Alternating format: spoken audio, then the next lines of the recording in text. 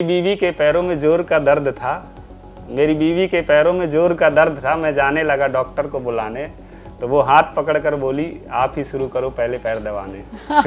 रात में ठंड है, परेशान है या पैदल जा रहे हैं और मुझे मालूम है कि मैं जा ही रहा हूँ गश्त पे दूरी तक, तो मैं क्यों ना उनकी मदद कर दूँ। तो कई बार पढ़ने भी मन नहीं लग रहा था, तो उस समय में थोड़ा नया नया कवि भी बना था। भी नहीं जाओगे तुम? तो मैंने बोला क्यों नहीं जाऊँगा, मेरे को जाने तो, मेरा एक दोस्त है वो रखेगा, वो उसका किराया खर्चा वो देगा। हाँ। तो बोली नहीं, वो वहाँ पर अपने समाज की बहुत लड़कियाँ रहती हैं, तुम उनके चक्कर में बर्बाद हो जाओगे। नमस्कार, आप देख रहे हैं एमपी तक और मैं हूं आपके साथ आकांक्षा ठाकुर। मध्य प्रदेश के डीएसपी संतोष पटेल काफी चर्चा में रहते हैं। उनके वीडियो, उनकी तस्वीरें आपने सोशल मीडिया पर जरूर देखी होगी। उनकी कहानी भी काफ़ी दिलचस्प है, किस तरीके से उन्होंने सिविल सर्विसेज क्लियर की, उसके बाद वो जिस तरीके से लोकप्रिय पुलिस ऑफिसर के रूप में मध्य प्रदेश में जाने जाते हैं, वो काबिल तारीफ है। आज एमपी तक की इस खास पेशकश में डीएसपी संतोष पटेल खुद हमारे साथ मौजूद हैं, तो उनसे बात करेंगे, उनकी जर्नी के बारे में जानेंगे और डीएसपी साहब कविता भी लिखते हैं, तो उनकी कविताएं भी हम सुनेंगे। संतोष जी, आपका बहुत स्वागत है एमपी तक पर। Thank you. सभी को मेरा जैन नमस्कार जी। आप सोशल मीडिया पर काफ़ी ज़्यादा जाने जाते हैं, आपका काम ज़मीन पर भी नज़र आता है, जिस तरीके से आप लोकप्रिय हैं सभी के बीच में। लेकिन ये जो वीडियो बनाने का क्रेज़ है या इंस्पिरेशन है, इसकी शुरुआत कहाँ से हुई? वो शुरुआती किस्सा क्या था?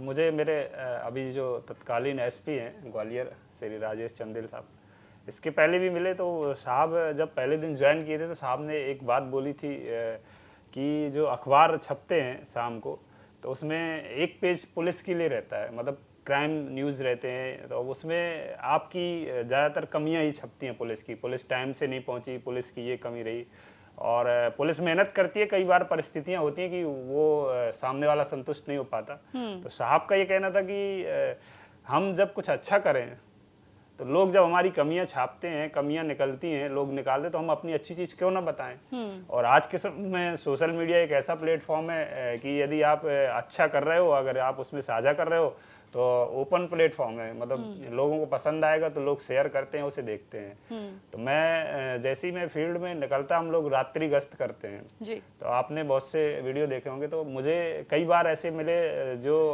रात में ठंड है, परेशान है या पैदल जा रहे हैं और मुझे मालूम है कि मैं जा ही रहा हूँ गश्त पे दूरी तक, तो मैं क्यों ना उनकी मदद कर दूँ। तो कई बार मैं लिफ्ट भी दे देता हूँ, उनको ले जाता हूँ, साथ में उनके घर तक छोड़ता हूँ। तो लोगों ने पसंद किया, पुलिस की एक सकारात्मक छवि भी बनी। तो फिर मैं करने लगा। तो ये जब भी कभी ऐसा क्षण आता है कि किसी की हम हेल्प करते हैं या कोई पॉजिटिव मैसेज जाना होता है, तो उसकी वीडियोग्राफी भी कर लेते हैं और शेयर कर देते हैं। जी, बिल्कुल शेयर करते हैं और लोगों के बीच में काफ़ी सराहा जाता है, पसंद किया जाता है। आपने जो है मध्य प्रदेश सिविल सर्विसेज जो है वो आपने क्लियर किया और आप डीएसपी के पद पर अभी मौजूद हैं। कैसे शुरुआत की? क्योंकि मैंने किस्सा सुना है कि इंजीनियरिंग के बाद तो आपका पढ़ाई करने का मन था नहीं, आपने पढ़ाई कुछ समय के लिए छोड़ भी दी थी। फिर अचानक से कैसे आया कि नहीं, अब सरकारी नौकरी के लिए फिर से पढ़ाई करूं, और फिर आपने एग्ज़ाम भी क्लियर कर लिया? बिल्कुल सही सुना है। मैं जब इंजीनियरिंग कर रहे थे तो मेरे पास इंजीनियरिंग की डिग्री है, लेकिन मैं अच्छा इंजीनियर नहीं था। अगर अच्छा इंजीनियर बनता तो कहीं अच्छी जॉब भी लग सकती थी मेरी। तो मेरे पढ़ाया घर परिवार वालों ने, तो उन्हें उम्मीद थी कि अब 4 साल की डिग्री के बाद अब आप हमें पैसे दो, हाँ। अब आप हमारे लिए कुछ करो। तो अब हमारे पास इतने स्किलफुल नहीं थे कि हम कुछ अच्छा कर सके। तो फिर जीवन में बड़े परिस्थिति बनी ऐसी कि किसी लायक नहीं रहे हम। तो फिर पढ़ने भी मन नहीं लग रहा था। तो उस समय में थोड़ा नया नया कवि भी बना था। जब कोई नया नया कवि बनता है ना, तो वो बड़े ख्याल होते हैं, वो ख्याली पुलाव में जीता है, वो सोचता है कि मैं बहुत बड़ा वो बन जाऊंगा और मुझे दुनिया देखेगी। तो वो इस चक्कर में फिर पढ़ने में और मन नहीं लग रहा था। और एक दो जगह गए तो थोड़ा ताली वाली बजने लगी, तारीफ होने लगी, तो फिर लगा कि यार हम बहुत कुछ कर लेंगे इस फील्ड में। लेकिन हाँ। ऐसा संभव नहीं होता, ये फील्ड आसानी से नहीं बनती। और मुझे समझ में आया कि तालियों से पेट नहीं भरता, भली इज्जत शोहरत मिल जाएगी। और मैंने उस दिन लिखा भी था, कहीं लिखा था कि उन दिनों किताबों से नफरत सी हो गई थी, उन दिनों किताबों से नफरत सी हो गई थी, ना जाने किससे मोहब्बत सी हो गई थी, और मुझे जुर्म कबूल करना ही पड़ा जब अपनों को मुझसे शिकायत सी हो गई थी। और फिर से मुझे उन किताबों का सहारा लेना पड़ा जब मुझे जीने के लिए किसी नौकरी की ज़रूरत सी हो गई थी। तो फिर पढ़ाई करना शुरू किया, टारगेट बनाया, और इसमें मेरे मतलब माँ का बहुत बड़ा हाथ है। जी।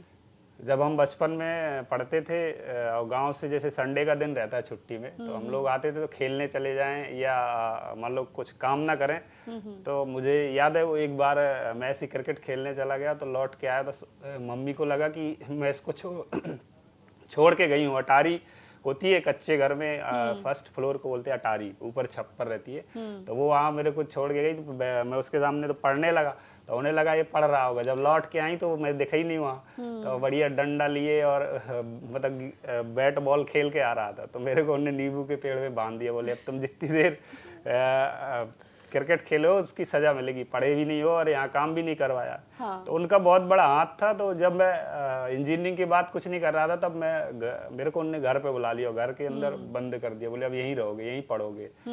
तब हालांकि मैं पढ़ाई शुरू कर चुका था। तो मैंने उनसे कई बार माफ़ी भी मांगी, प्रयास किया कि मुझे अब थोड़ा शहर की ओर जाने दो, और भोपाल इंदौर तो नहीं जाऊंगा, लेकिन पन्ना छतरपुर में रह के पढ़ लूँगा, क्योंकि वहाँ संसाधन है, लाइट की उपलब्ध, बिजली भी रहती है और किताबें भी मिल जाती हैं। तब उनने बड़े उससे वो बोले नहीं छतरपुर भी नहीं जाओगे तुम। तो मैंने बोला क्यों नहीं जाऊंगा, मेरे को जाने तो, मेरा एक दोस्त है वो रखेगा, वो उसका किराया खर्चा वो देगा। हाँ। तो बोली नहीं नहीं नहीं, वो वहाँ पर अपने समाज की बहुत लड़कियां रहती हैं, तुम उनके चक्कर में बर्बाद हो जाओगे। उनने कहानी एक दो सुनी थी, तो बोली वो छतरपुर में ज़्यादा मतलब पटेल समाज हमारा बहुत है वहाँ पर। हाँ। तो पन्ना छतरपुर दोनों जिलों के अगर हमारे समाज के ज़्यादातर जो भी पढ़ने के लिए जाते हैं ग्रेजुएशन या 10th के बाद 9th 8th के बाद, कि हमारे क्षेत्र में स्कूल नहीं उतने अच्छे, 8वीं के बाद, हम लोग भी बचपन में 8वीं तक ही पढ़े सरकारी स्कूल में जी। तो सब वहीं जाते हैं। तो वहाँ थोड़ा सा स्ट्रेंथ अच्छी थी लड़कियों की लड़कों की, तो मम्मी ने फिर नहीं जाने दिया। पर फिर भी एक दोस्त था, उसने बोला मैं इसकी जवाबदारी लेता हूँ, कुछ नहीं होगा, इसको भेज दो, पढ़ लेगा, होशियार था। तब आप गए? तब मैं वहाँ गया, तो फिर वहाँ पर तैयारी की, तो बहुत अच्छा, उसकी भी अलग स्टोरी है। जी बिल्कुल, वो भी हम जानेंगे। लेकिन जैसे आपने बताया कि ये बहुत दिलचस्प है जानना कि जो अब मेरे हिसाब से बदमाशों चोरों की पिटाई करते हैं, वो डीएसपी कभी अपनी माताजी से पिट चुके हैं, और मुझे लगता है अमूमन सभी बच्चे जो होते हैं वो अपनी माँ से कभी ना कभी तो मार खाते हैं। आपका एक वीडियो भी काफ़ी वायरल हुआ था, आपकी जो माँ हैं वो खेत में काम कर रही थी, आप पहुँचे उनके पास। बच्चा डीएसपी हो गया है लेकिन माँ अभी भी खेत पे काम कर रही है। जो आपका फैमिली है वो अभी भी ज़मीन से जुड़ी हुई ही नज़र आती है। वहाँ पे बदलाव जानबूझ के नहीं आ रहा है? मम्मी को पसंद है कि नहीं खेत पे जाके मैं काम करूँगी, भले बेटा डीएसपी हो गया है। अभी भी मेरे माता पूरा मतलब मेरा ये मानना है कि जो माँ बाप होते हैं कभी भी कितना भी बड़ा हो जाए बच्चा, उन्हें लगता है कि हम भी कुछ दौलत जोड़ें उनके लिए। जब तक वो स्वयं अपने हाथ से नहीं जोड़ते, भले 10 रुपए जोड़ें, तब तक उन्हें कॉन्फिडेंस से आत्मविश्वास नहीं होता।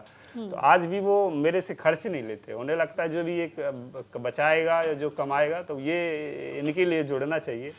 तो आज भी वो काम करते हैं, और मतलब हमारे लिए घी घर से ही आता है, कभी हम खरीदते नहीं है। जब भी घर जाते हैं तो मम्मी घी भर देती हैं, और पूरा मतलब देसी चीज़ें, हमें कुछ भी चाहिए, सरसों का तेल वगैरह, मतलब तो सब मम्मी पर्याप्त घर से भरती हैं। तो वो आज भी काम करते हैं। और मैं माता पिता के लिए बस इतना ही कहता हूँ कि मेरे पास इज्जत है, शोहरत है, हल्की फुल्की दौलत है।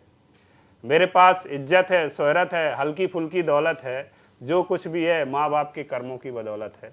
तो वो सभी के पास जीवन में, मुझे लगता है मेरे पिता भी ऐसे ही कहा करते हैं कि बोले अच्छे पुण्य धर्म किए हमने, इसलिए मतलब हमारा लड़का ठीक ठाक सही जगह हो गया। बिल्कुल। तो खुशी है, लेकिन क्योंकि घर का सामान देना और ये सब चीज़ें पसंद है, तो इसलिए घर वाले भी जो हैं वो कहीं ना कहीं अपना काम नहीं छोड़ रहे हैं। बिल्कुल। तो आगे बढ़ेंगे। और पुलिस, आपने जो बात कही कि शुरुआत में आपसे आपके एक सीनियर ऑफिसर ने कहा कि जो अखबारों के पन्ने पर पुलिस को लेकर नेगेटिव खबरें अधिकतर छपती है, थोड़ा खौफ रहता है लोगों में, पुलिस का नाम सुन के लोग डर जाते हैं, तमाम चीज़ें हैं। क्या आपको लगता है कि जिस तरीके से आप काम कर रहे हैं, आपकी तस्वीरें, आपके वीडियो सोशल मीडिया पर जाते हैं, तो उससे थोड़ा कम हुआ है वो डर? एटलीस्ट जहां जहां आपने काम किया है, अप्रोचेबल पुलिस के आपको लगता है कि और ज्यादा बनने की जरूरत है मध्य प्रदेश में और देश में भी?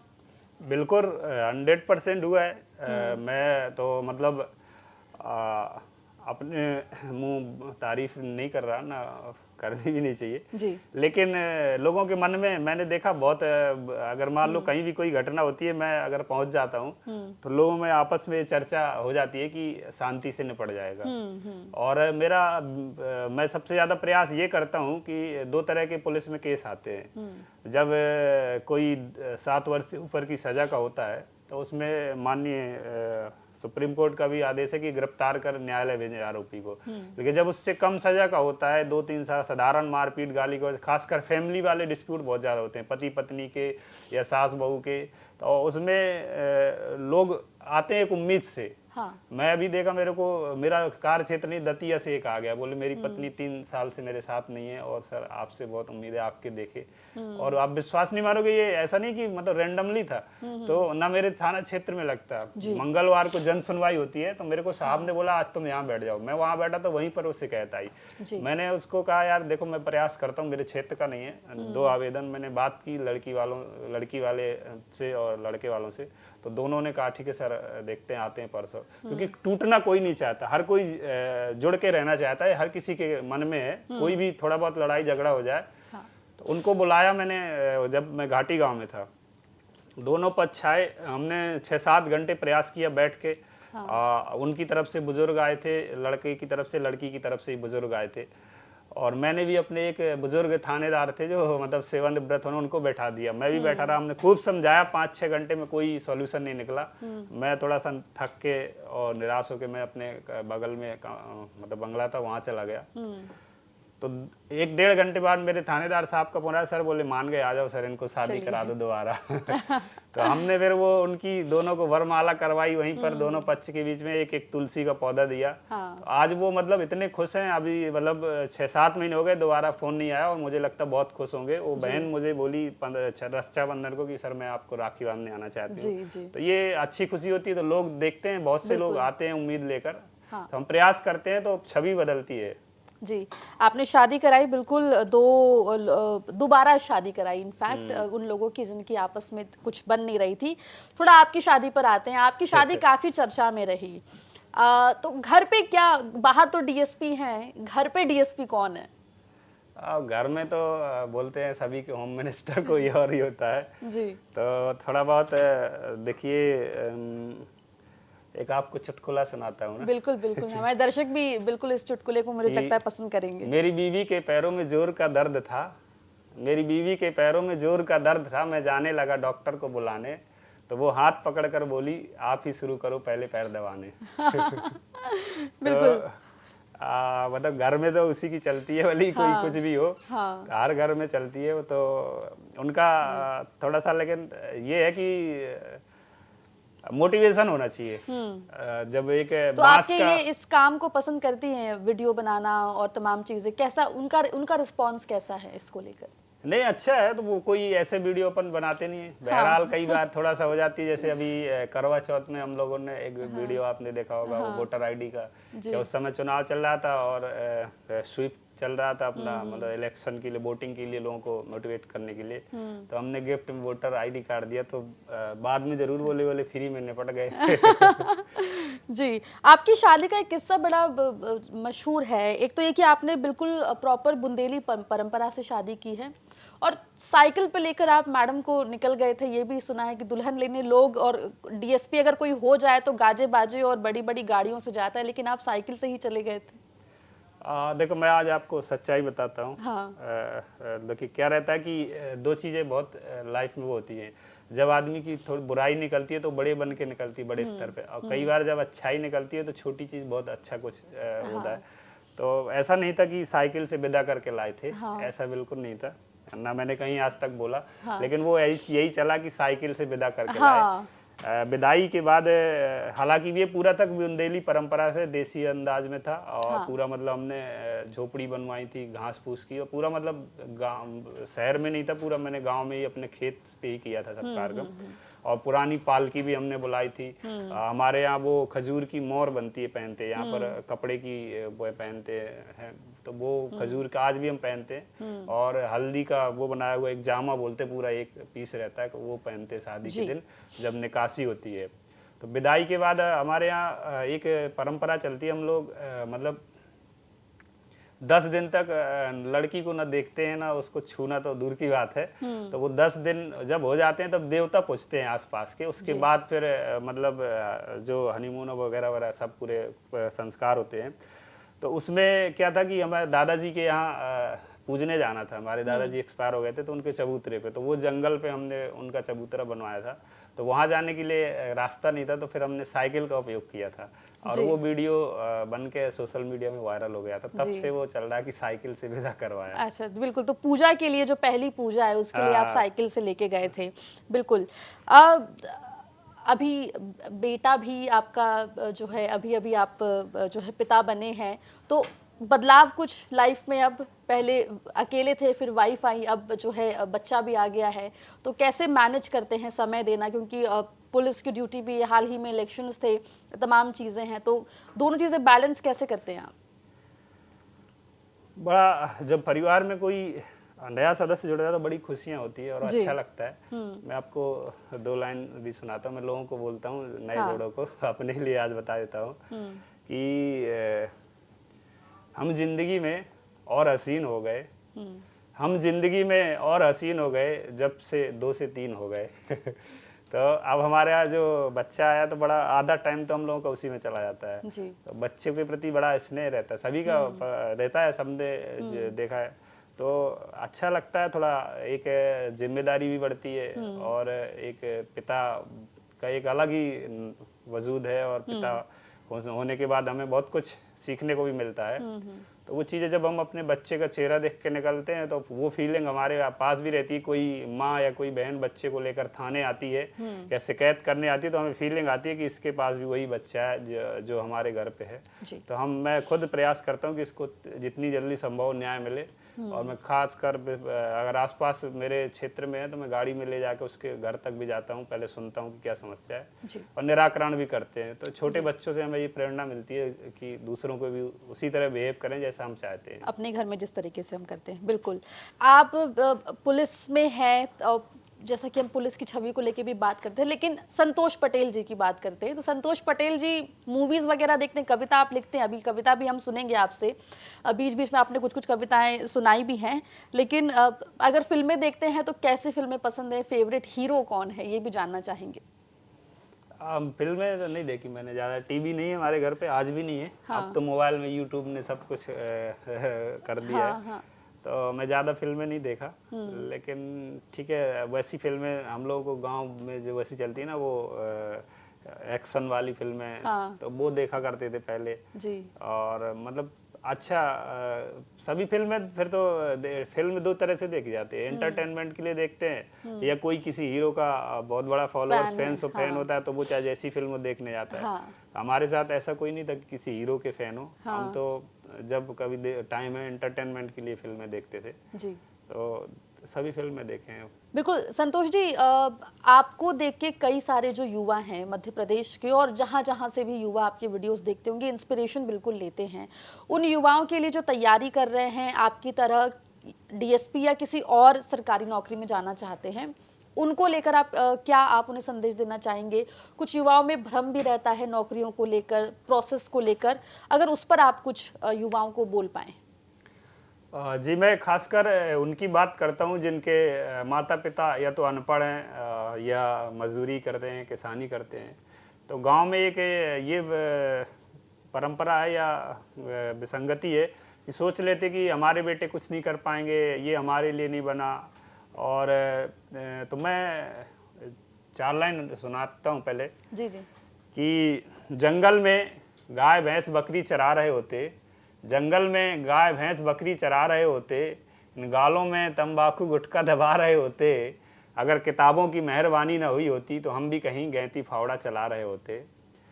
तो हमने जब डिसाइड किया, सोचा कि नहीं पढ़ना चाहिए, और पढ़े तो उसके बाद कामयाबी मिली। तो मेरे बाद उसके बाद जब लोग मुझे बोलते थे कि तुम पीएससी नहीं कर पाओगे, अधिकारी नहीं बन पाओगे, फालतू का सपना लियो, उसके लिए सिफारिश लगनी पड़ती है, इंटरव्यू बिना सिफारिश के नहीं होता, पैसे लगते हैं। आज मैं ये सच बता रहा हूँ कि पैसे एक जगह मुझे लगे थे बस, और वो भी 350 रुपये लगे थे जब मैंने फॉर्म भरा था। इसके बाद आज तक मुझे कहीं ना 1 रुपये लगा, ना किसी की सिफारिश हुई, और सब अच्छा खासा रहा मेहनत। और मैंने पढ़ाई की तो 15 महीने में मैं सीधे डीएसपी बन गया था। तो जिनको भी ऐसा माता पिता के भी दिमाग में हो या बच्चों के कि ऐसा होता है, सिफारिश की जरूरत पड़ती है पैसों की, तो ऐसा कुछ नहीं है। बिना कोचिंग के भी आप सफल हो सकते हैं। ज़रूरी नहीं कि आप कहीं बड़े इंस्टीट्यूट में जाओ, लाखों रुपए खर्च करो। सिंपल सा कोई भी टीचर है, कोचिंग वाला है, तो वो भी किताबें पढ़ के आता है, उसी से पढ़ाता है। तो मैं यही सलाह देता हूँ कि भाई मेहनत करो, पढ़ाई करो, सफलता ज़रूर मिलती है और बहुत आसानी से मिल जाती है। जी बिल्कुल।